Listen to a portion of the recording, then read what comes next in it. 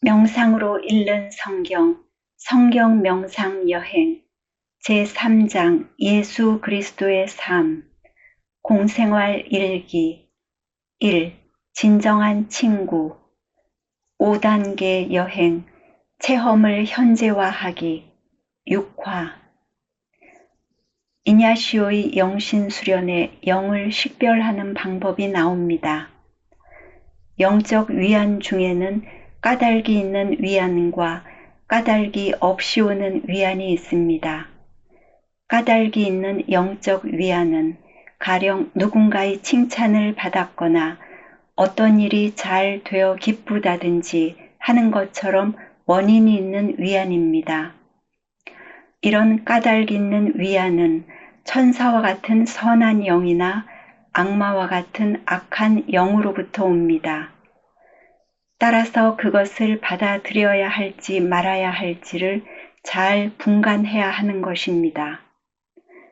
그러나 까닭도 이유도 없이 마음에 일어나는 위안은 오로지 하느님만이 주실 수 있는 위안이라고 합니다. 이 위안은 영혼이 그것을 받아들일지 말지를 식별하기도 전에 이미 마음에 사무쳐 들어오는 것입니다. 이것은 하느님께서는 우리 존재의 주인이시라는 분명한 표징인데 하느님께서 우리의 주인이시기에 우리 허락 없이도 당신의 집인 영혼 안을 마음대로 드나드실 수 있는 것이라고 이냐시오는 설명하고 있습니다.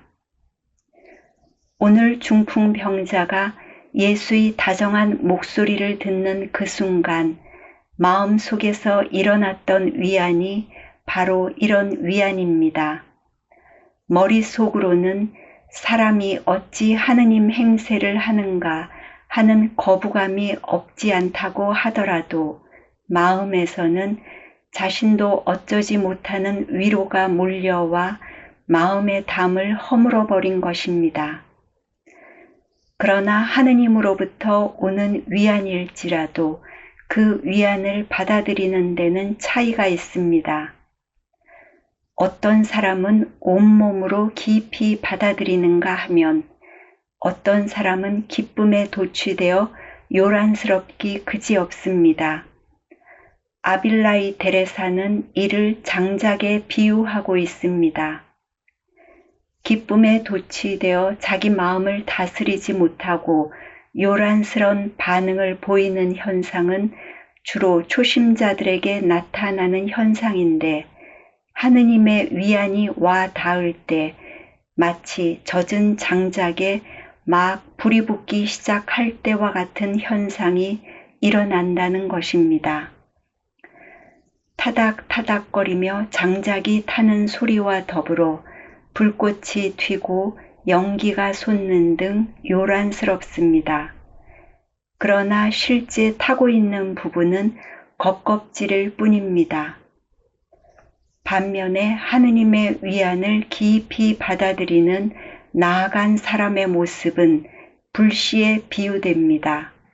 나무가 속까지 이미 타버려 더 이상 탈 나무가 남지 않으면 남는 것은 발갛게 달아오른 불씨만이 남게 됩니다.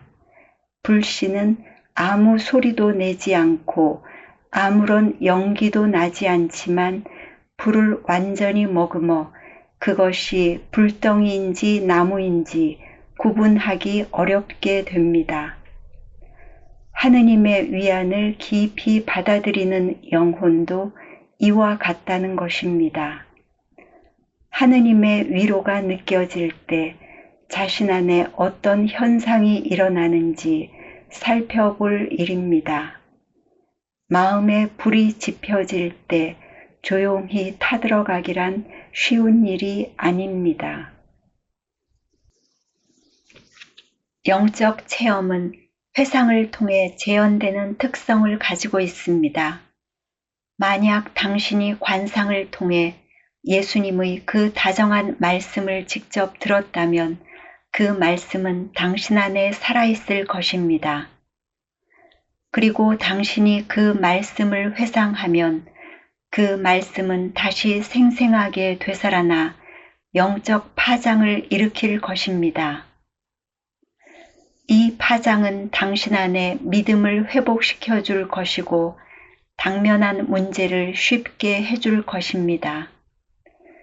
그리고 더 나아가 만약 당신이 예수님과 일치하는 체험을 했다면 당신의 말 한마디에 당신의 마음이 복종할 것입니다.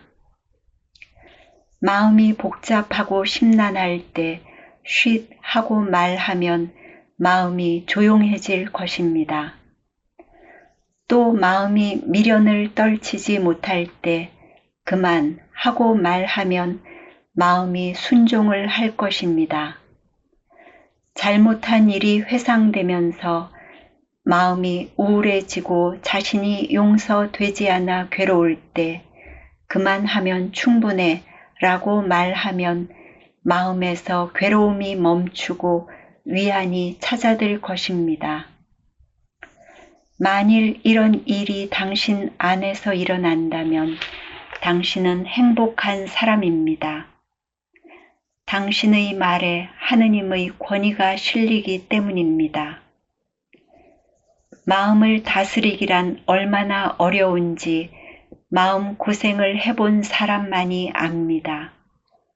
마음은 마치 떼쓰는 어린아이처럼 자기가 원하는 것은 아무리 달래고 이치를 설명해도 막무가내로 달라고 보챕니다. 그래서 그러면 안 되는 줄을 뻔히 알면서도 마음의 생떼를 이기지 못해 결국 마음이 하자는 대로 하고 맙니다. 그러고 나면 반드시 문제가 터집니다. 그 문제 때문에 삶이 괴롭습니다. 그런 마음을 한마디의 말로 순한 양처럼 변하게 할 수 있다면 그것이 보통 일이겠습니까? 믿음을 친구로 사귀려면 평소에 믿음의 행위를 해야 합니다. 당신이 정말 어려울 때 당신의 마음이 전적으로 복종할 한 말씀을 평소에 온 마음을 다해 기도를 해야 하는 것입니다. 그러면 그 친구가 정말 어려울 때 당신을 구해줄 것입니다. 여기 몇 가지 기도 방법을 소개합니다. 1. 하느님께는 안 되는 일이 없다. 이 말씀은 이미 앞에서 한번 다룬 적이 있습니다.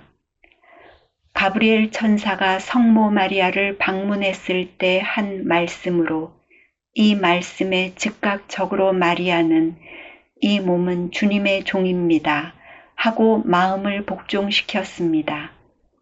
이 말씀에는 정말 위대한 힘이 담겨 있습니다.